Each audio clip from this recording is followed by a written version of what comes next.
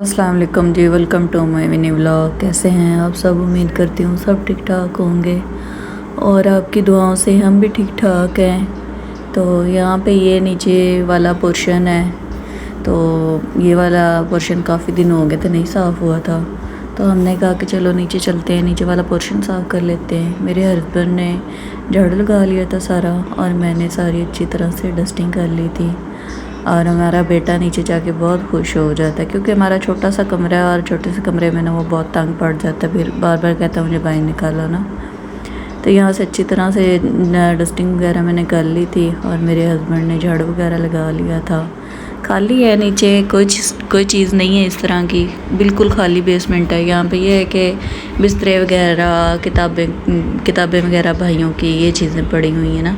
और जो बाजी लोग उधर से लेके आए थे अपना सामान वगैरह, उसके कार्टन वगैरह अलमारियों में पड़े हुए हैं। और इस तरह है ना, नीचे बाकी सारा खाली पड़ा हुआ है पोर्शन। और यहाँ पे ये लाइटिंग थी तो इस पे ना जाले से नज़र आए थे मुझे, तो मैंने झाड़ू से ही उतार दिए क्योंकि जालों वाला मैं नीचे लेके नहीं आई थी, तो मैंने कहा कि चलो इससे ही उतार देती हूँ। तो यहाँ पे मेरे हस्बैंड ने मोप लगा ली थी सारी अच्छी तरह से।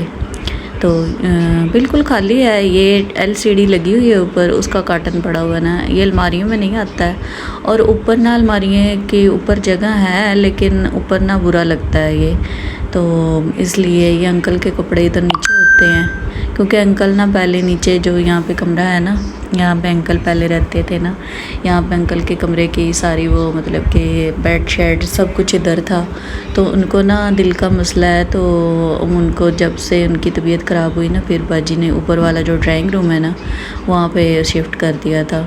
तो ये अलमारी आती, यहाँ पे बार बार मेरा बेटा चला जाता था छुपने के लिए, कभी छुप जाता था कभी निकल आता था। तो इस तरह से ना, तो नीचे का ना ये देखिए अब मेंढक बना हुआ है, इसका बाबा मोप लगा रहा है और ऊपर ऊपर चली जा रहा है कि वो पाँव उसके ना फिर लगते जा रहे हैं। और ये कंबल वगैरह यहाँ पे रखे हुए हैं क्योंकि जब नीचे का काम ख़त्म हो गया था तो अब मैं जा रही हूँ ऊपर, क्योंकि ये पानी देखे कितना गंदा निकला है।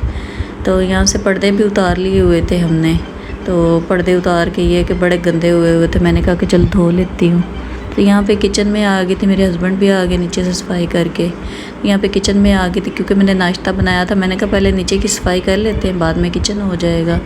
तो यहाँ पे मैंने ये सारा किचन साफ़ कर लिया। और बाहर इतनी रात को आंधी आई थी, मौसम बड़ा ख़राब हुआ था, बारिश हुई थी, तो बाहर ना गलियाँ वगैरह बहुत गंदी हुई थी। तो यहाँ पर मेरे हस्बैंड ने फिर बाहर से सारा गलियाँ वगैरह धो ली अच्छी तरह से, क्योंकि गंद बहुत पड़ा हुआ था ना, पत्ते शत्ते मिट्टी बहुत ज़्यादा आई हुई थी।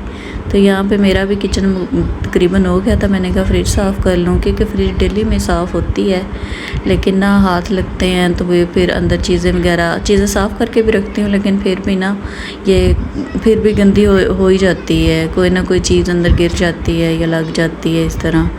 तो बाजी की सास है ना, तो फिर वो बुजुर्ग हैं तो उनसे कोई ना कोई चीज़ गिर जाती है।